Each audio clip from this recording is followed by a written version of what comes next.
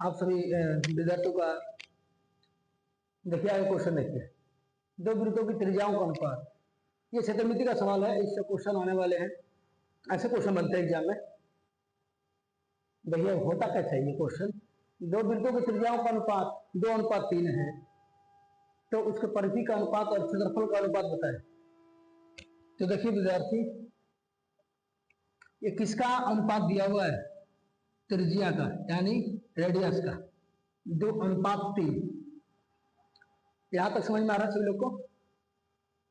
पूछा क्या है, उसकी परिधि का अनुपात क्या हो और उसके क्षेत्रफल का अनुपात क्या हो। मैं एक बात बता दूं कि जब आपको त्रिज्या का अनुपात मालूम हो, त्रिज्या का अनुपात मालूम हो, वृत्त में जब त्रिज्या का अनुपात मालूम हो, तो परिमाप का जो अनुपात होगा सेम यही होगा। किसी डाउट? त्रिज्या का अनुपात मालूम हो तो परिमाप का अनुपात वही होगा जो त्रिज्या का अनुपात दिया हो। बोले किसी को डाउट है तक? नहीं। इसमें क्वेश्चन में पूछा हुआ है परिधि और क्षेत्रफल दोनों का अनुपात बताओ। तो क्षेत्रफल का जो अनुपात होगा त्रिज्या का अनुपात का होल स्क्वायर कर दो, त्रिज्या का अनुपात का होल स्क्वायर कर दो, वर्ग कर दो, वर्ग। तो 2 का वर्ग कितना होगा 4, 3 का 9। तो वृत्त, दो वृत्तों की त्रिज्याओं का अनुपात मालूम हो तो परिमाप का अनुपात वही होता है, क्षेत्रफल का अनुपात 4:9 होता है। जैसे मैं एग्जांपल के साथ एक और क्वेश्चन लेता हूं, लिखता नहीं हूं क्वेश्चन लेकिन यहीं पर लेते हैं। जैसे मान लो त्रिज्या का अनुपात, ये दूसरा क्वेश्चन मान लो, का अनुपात 4:5 है। त्रिज्या का अनुपात 4:5 है, तो वृत्त के परिमापों का अनुपात क्या होगा, तो यही होगा जो आपको त्रिज्या का अनुपात मालूम है।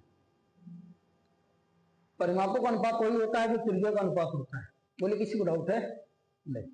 अब विद्यार्थी बहुत सारा सब्सक्राइब लाइक करते रहिए, अब चीजें कहना ना पड़े। जितने लोग मेरे सब्सक्राइब किए हुए हैं वो सारे लोग वीडियो को देखें और जितना से ज्यादा शेयर करें।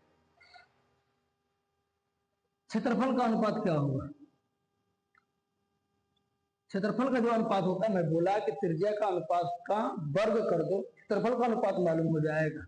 तो बताओ 4 का होल स्क्वायर कर दो और 5 का होल स्क्वायर कर दो। 4 का क्या होता है 16, 5 का क्या होगा 25। तो ऐसे निकाली जाती है। ये ऑब्जेक्टिव में दो आप लोगों का बनता है। बोले किसी को डाउट है? अब बात एक चीज और आती है, जैसे आप लोग कहेंगे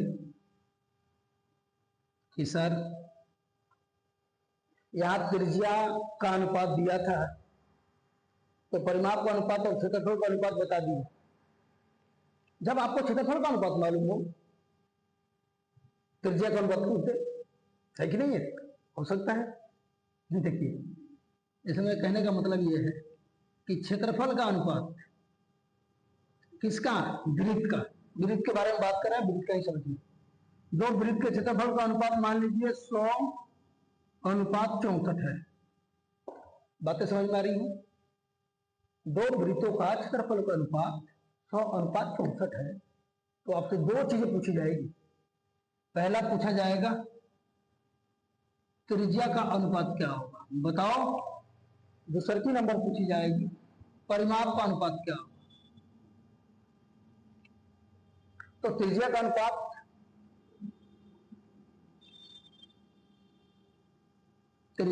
अनुपात क्या होगा और परिमाप का अनुपात क्या होगा।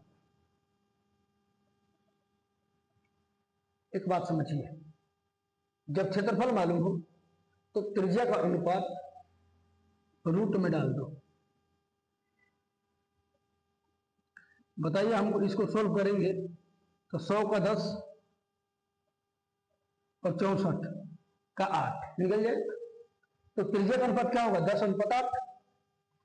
बोलिए किसी को डाउट है क्या? नहीं डाउट होगा? मेरे को लगता है कि किसी विद्यार्थी को डाउट नहीं होगा। और जब विद्यार्थी त्रिज्या का अनुपात आपको मालूम हो तो परिमाप का अनुपात वही होता है। बोला किसी को डाउट है क्या?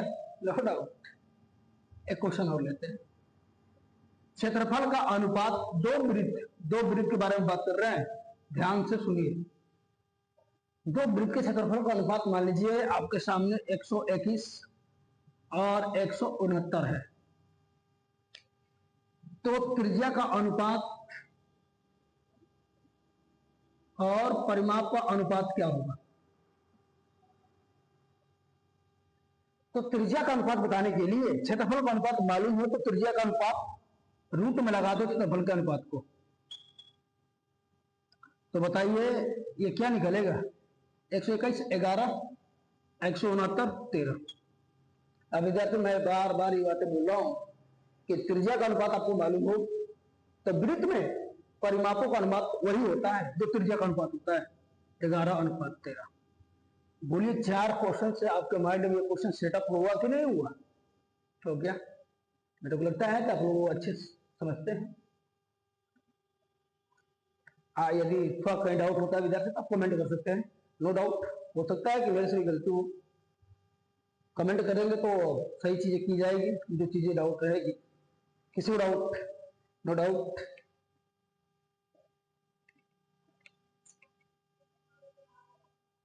ये देखिए किसी वृत्त की त्रिज्या 7 सेंटीमीटर है तो उसका परिमाप और क्षेत्रफल ज्ञात करें।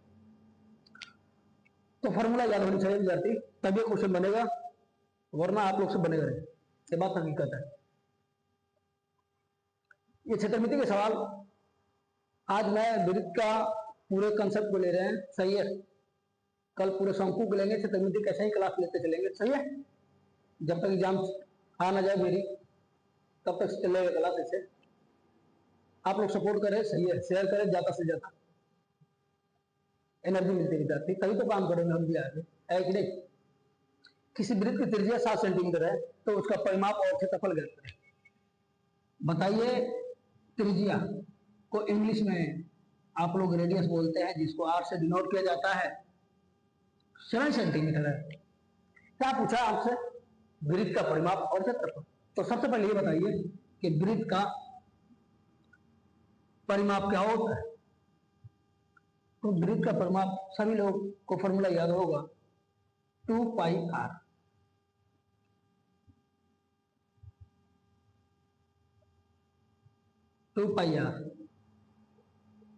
बात को समझिए विद्यार्थी। 2 पाई का मान 22/7 होता है। एक मान आप लोग जानते ही है 3.14 होता है। 22/7 जब तक से पाई का मान कुछ दिया ना रहे आप हमेशा 22/7 ही समझेंगे। आर का मान 7 सेंटीमीटर है, यहां तक किसी को डाउट नहीं होगा? नहीं। ये 7 से 7 कटेगा तो क्या आएगा? 44 सेंटीमीटर, 44 सेंटीमीटर। सेंटीमीटर तो सेंटीमीटर में। फिर पूछा है कि वृत्त का क्षेत्रफल क्या होगा? वृत्त का क्षेत्रफल जो होता है पाई आर स्क्वायर। पाई का मान 22/7। आर स्क्वायर का मतलब है डबल आर गुणा में, यानी 7 × 7। क्षेत्रफल है तो यह ध्यान बात रहे दिमाग में, स्क्वायर होता है, सही है। परिमाप में स्क्वायर नहीं होता है, जिसमें दिया रहे वही होता है। ये बातें जरूर ध्यान रखें, वरना गलती हो सकती है अब देखिए आप लोग। ये 7 से 7 कट चला जाएगा। 22 × 7 कितना होता है? 154 होता है। गुणा आनी चाहिए वो भी तेजी से, वरना एग्जाम में क्वेश्चन छूट जाएगा। बोले किसी को यहां तक डाउट है? नहीं। किसी भी वृत्त की त्रिज्या 7 सेंटीमीटर है तो उसका परिमाप और उसका क्षेत्रफल पूछेगा, आप बता सकते हैं। हाँ, इसमें क्वेश्चन में एक चीज हो सकती है, रेडियस की मान बदली जा सकती है। को डाउट? No doubt. या क्वेश्चन ऐसे भी हो सकता है कि क्षेत्रफल देकर त्रिज्या पूछ, तो फॉर्मूला याद होनी चाहिए, बनेगा पूरा, एक भी कोई डाउट नहीं होगा। डाउट? तो आज वृत्त का क्षेत्रफल से संबंधित सवाल लिए हैं।